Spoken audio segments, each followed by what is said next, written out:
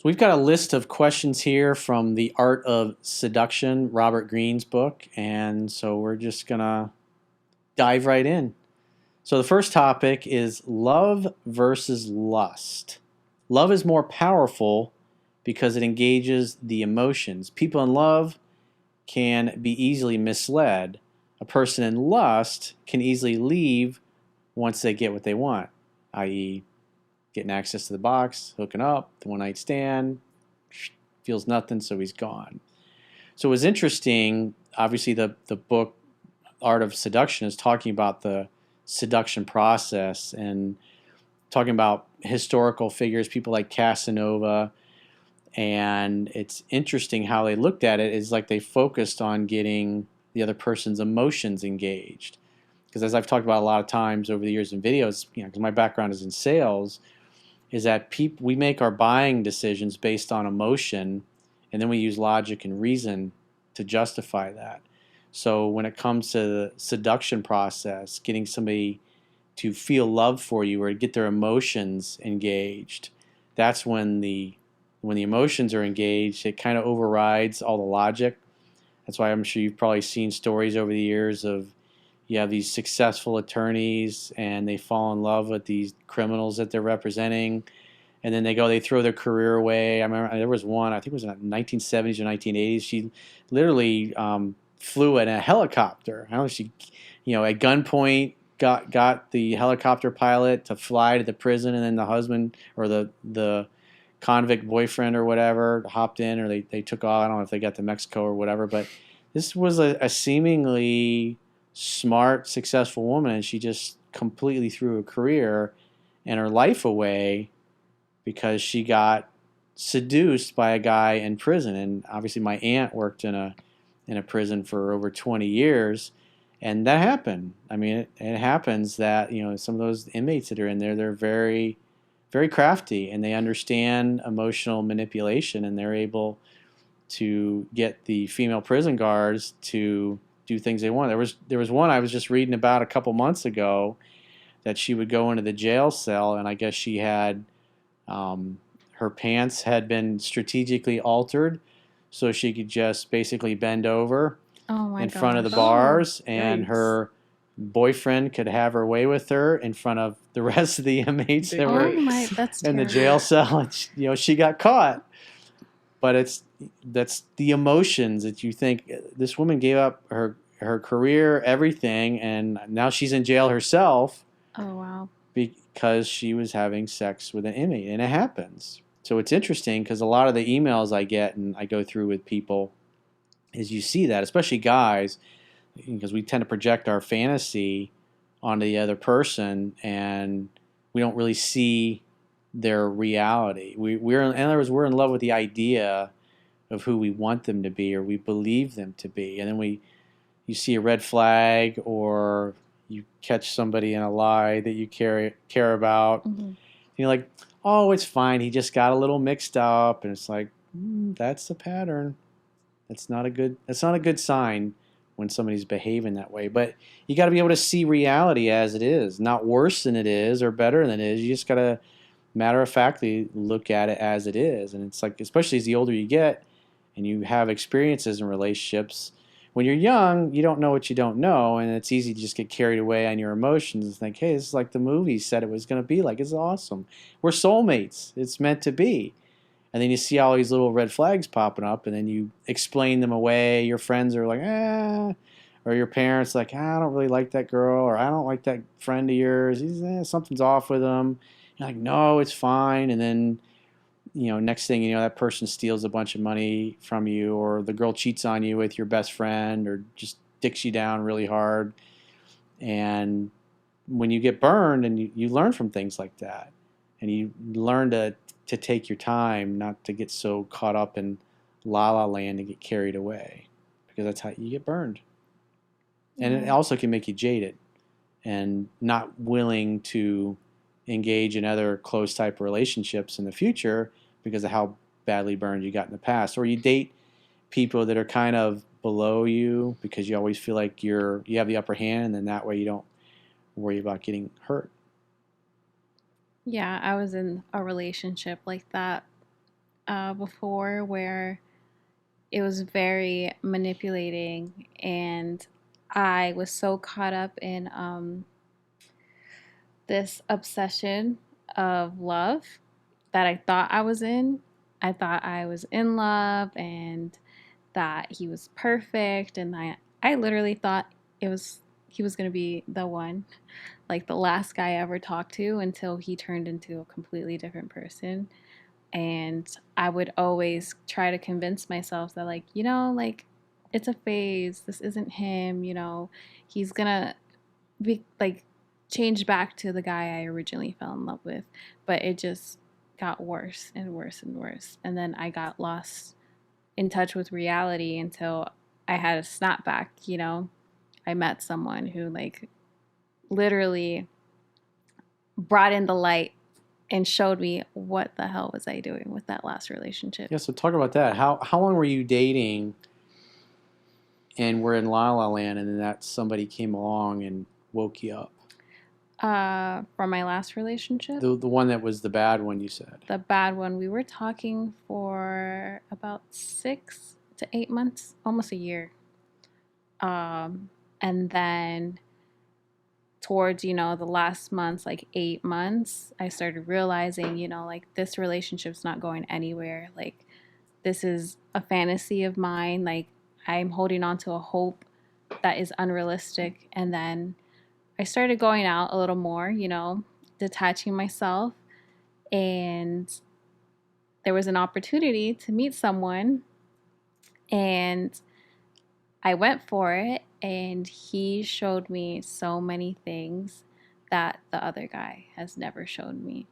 So was that the other guy was a guy you were just kind of casually dating for a long period of time, but it was what never became serious boyfriend, girlfriend? It was a friends with benefits, and you were hoping it was going to turn into something more. He was hoping it was going to turn into something more, but I wasn't going to let it happen because he was not wifey material to me.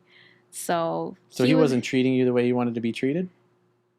His life wasn't on the same track as mine. So he was not in school. He wasn't working. His mom paid for everything. When we would go out to eat, he would be like, "Mom, can you give me money so we can go eat?" Keep in mind, that's attractive. We are 23 years old, and she is paying for his car, for his phone bill. He doesn't even have a credit. So I, like, these things, I was so blinded where I'm like, it's okay, like, he's so he was young. A non-functioning man. He was garbage, I'm sorry.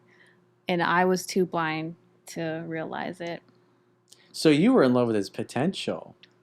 He'll be you're going to fix him. He'll be such a great guy. He was a fixer-upper. He was a fixer-upper. Yeah. A handyman special. Yeah, you get exhausted after a while. Like, I am no one's mom, I totally agree with Caroline. I've been in the same situation as well, which is why when it comes to relationships, I'm really big on progress. Again, like, something like that, that's something that you can fix. Yeah, it might take time, but the fact that you're taking the responsibility and you're taking the action to make those changes, it really does make a difference. Yeah. So you were dating a boy, in essence, who was 23 and yes. hoping that he was going to make the step into manhood, but because he'd been spoiled and emasculated by his mother, he just didn't step up. And then eventually another man came along. Another man or a man? A man. Oh, a man came along. A man, yeah. The other guy wooed me in the beginning. It was like very love at first sight, kind of. And so it was lust. Lust. Definitely lust. He just would feed me a lot of information that I would look forward to for future stuff. Like, even though he didn't have a job, he would tell me how much he had planned. Like, oh, I'm going to be... He had a big vision, apparently. He had a vision. I'm going to be... Just zero execution on the big vision. He's like, I'm going to create video games. I'm going to do this. I'm going to do animation. I'm like, yeah, but what are you doing right now that is getting you there? He's like, oh, well, I'm just, like, researching stuff right now. But, like, I'm getting there. I've been there, done that. So I would hold on to, like, he's getting ready to get ready. I'm like, his mind is there, and then I realized, he's doing absolutely nothing. And that's not for me, Actions speak louder than words. Exactly. It reminds me of my old business partner, James. He passed away like 3 years ago. He was much older than us, but he'd always, when he was in his, I guess his late 20s, I think. No, he was like 33 or 34 years old. He's like, I'm going to become a singer-songwriter. And his family was like, you're out of your mind. You're like, you got bills to pay. He had 2 kids at the time. And he was like, I'm going to do it. And he did. He went out and he started writing his own music, taught himself to play, started, gigging here and there, doing like open mic nights and stuff, and eventually got a following, and he did really well. And he was playing with some big names back in the 70s, early 80s.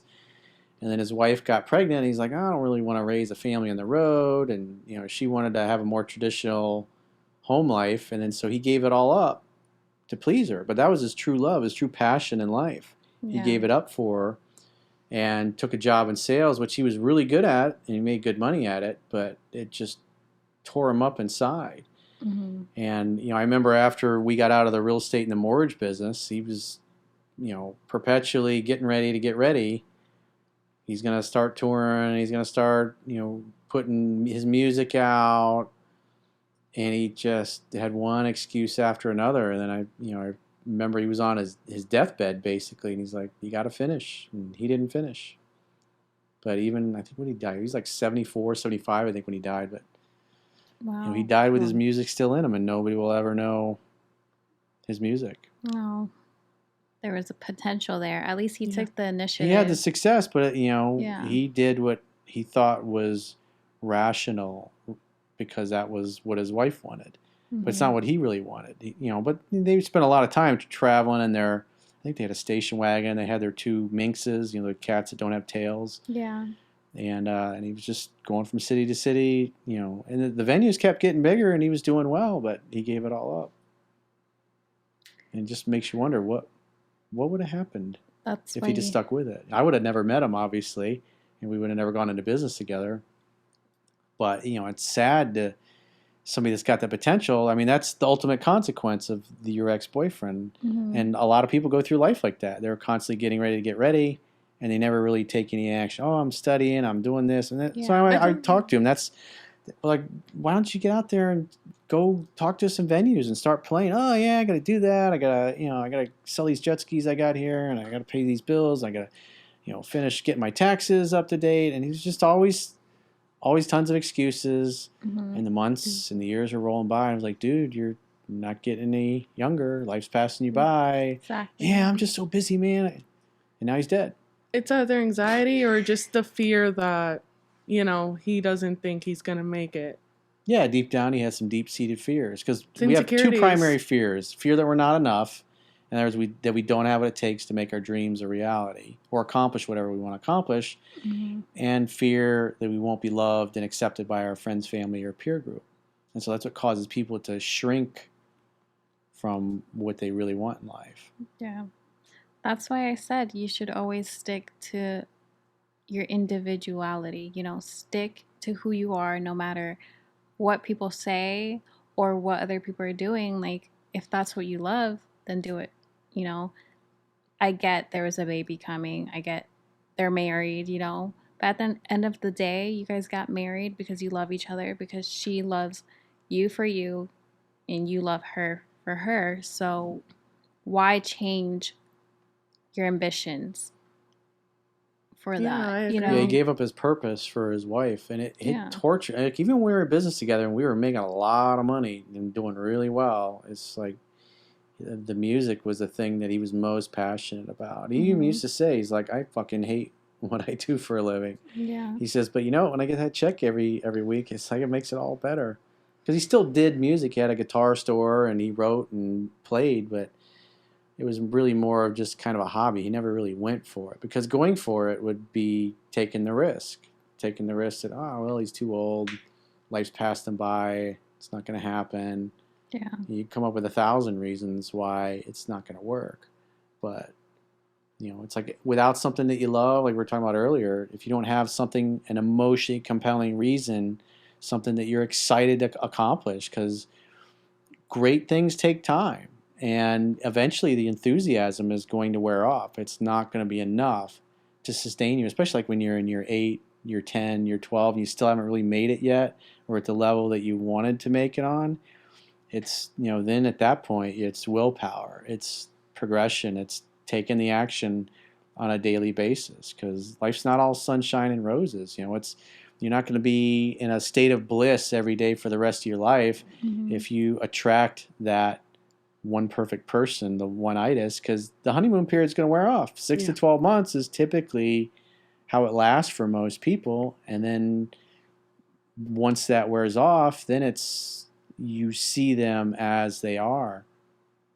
And for most people that got into a relationship for the wrong reasons, and then once the infatuation wears off, then it's like it blows up in their face. Yeah, well, then they no longer put the effort in that made the relationship work, because they recognize this is not what's making me happy.